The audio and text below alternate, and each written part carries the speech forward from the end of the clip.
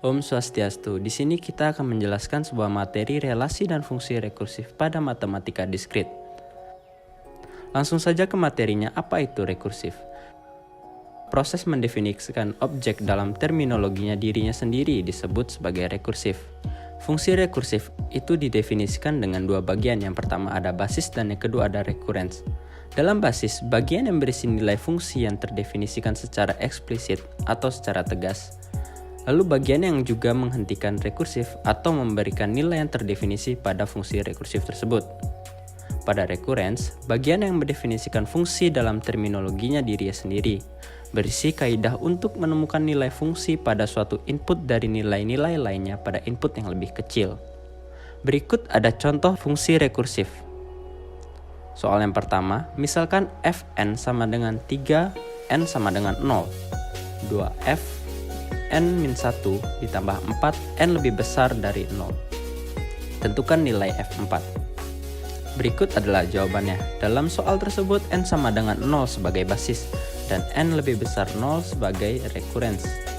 Jadi solusinya adalah, jika f0 sama dengan 3, selanjutnya pada f1 menghasilkan 10, f2 24, dan f3 52.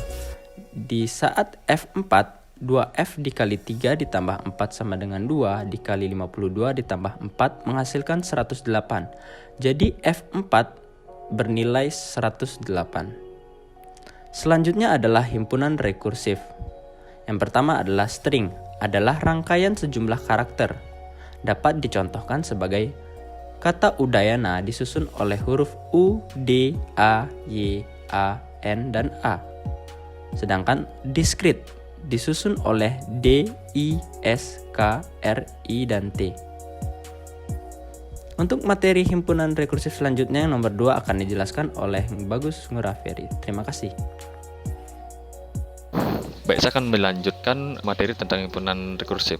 Nah, lanjutannya adalah yang kedua, terdapat juga string kosong atau null string, yang dimana adalah string dengan panjang 0 yang dinotasikan sebagai lambda.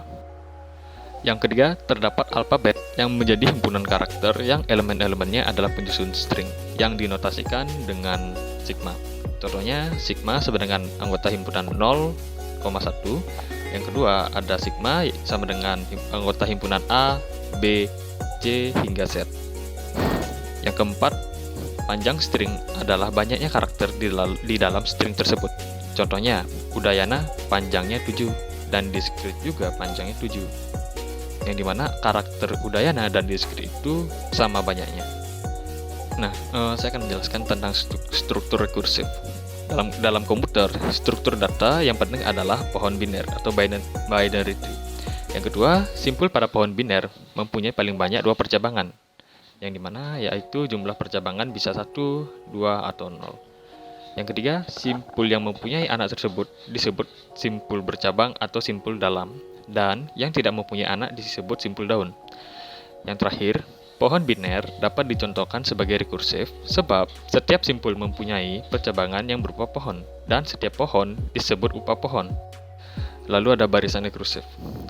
Terdapat baris bilangan 1, 2, 4, 8, 16, 64, dan seterusnya, yang secara rekursif dapat diperhatikan setiap elemen n merupakan hasil kali dengan elemen sebelumnya dengan 2, sehingga dapat dituliskan basis A0 sama dengan 1, yang dimana A0 ini maksudnya baris pertama yaitu 1. Nah, rekurensinya itu adalah n sama dengan 2a n dikurang 1. Mohon maaf, di sini seharusnya nampaknya itu diganti dengan 32 karena 16 dikali 2 sama dengan 32. Kemudian ada pohon biner atau yang bisa disebut juga sebagai buah pohon. Nah, dalam barisan rekursif, contohnya, terdapat koloni bakteri yang dimulai dari 3 bakteri. Setiap bakteri membelah menjadi 2 setiap 1 jam. Nah, berapakah jumlah bakteri sesudah 5 jam? Nah, fungsi rekursifnya dapat dituliskan seperti ini. AN sama dengan 3, yang dimana N sama dengan 0, atau kalau belum 1 jam, ya masih 3. Namun, jika sudah berjam-jam, maka fungsi rekursifnya akan menjadi 2n dikurang 1, yang dimana n lebih dari 0. Yang dimana singkatnya, jika n sudah mencapai 5, maka 3 ini akan dikalikan 2 pangkat 5. Yang dimana artinya jumlah bakteri setelah 5 jam adalah 96 bakteri. Oke, yang terakhir nih, ada relasi rekursif. Yang pertama, bila persamaan yang mengekspresikan AN dinyatakan sebagai rekursif dalam satu atau lebih elemen sebelumnya, seperti A0, A1, A2, hingga seterusnya hingga AN dikurang 1, persamaan ini dinamakan relasi recurrence. Yang penerapannya salah satunya adalah barisan Fibonacci, yang dimana barisan Fibonacci ini ada 0, 1, 1, 2, 3, 5, 8, dan seterusnya. Yang ketiga ada baris Fibonacci, ini dapat dinyatakan dengan fungsi recurrence, yaitu Fn sama dengan Fn kurang 1 ditambah Fn kurang 2. Nah, yang dimana F0 sama dengan 0 dan F1 sama dengan 1. Pada Fibonacci di atas, terdapat kondisi awal untuk menentukan perhitungan elemen-elemen selanjutnya. Yang karena kondisi awal akan menentukan elemen barisan, maka kondisi awal yang unik akan menghasilkan barisan yang unik juga. Yang maksudnya itu kalau F0 itu bukan 0 dan F1 nya itu bukan 1, maka tidak akan terjadi baris seperti ini 0, 1, 1, 2, 3, 5, 8, dan seterusnya. Nah, akan jauh berbeda. Bagaimana teman-teman? Cukup jelas bukan penjelasan dari Gunggus dan juga Brian? Baik, sekian yang dapat kami sampaikan pada video kali ini. Semoga bermanfaat, dan saya mewakili teman-teman kelompok saya mengucapkan terima kasih.